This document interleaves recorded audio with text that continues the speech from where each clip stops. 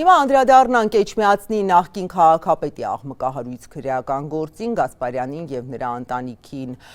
վերագրվող կոռուպցիոն բնույթի հանցագործության նախաքննությունը ավարտվել է, ՔՊԱ-ական նախկին քաղաքապետի փաստաբանը դատաքննությունից առաջ հայտարարում է Դիանա Գասպարյանը մեղադրանքը չի ընդունում։ Քրեական գործը երկու հոդվածով է, փողերի լվացում և պաշտոնական դիրքի չարաշահում, Գասպարյանի ընտանիքի անդամները ըստ քննության տվյալների օժանդակել են նրան։ Մեղադրյալի աթոռին է ոչ միայն 37-ամյա նախկին քաղաքապետը, այլև ամուսինը, սկեսուրն ու սկեսրայրը։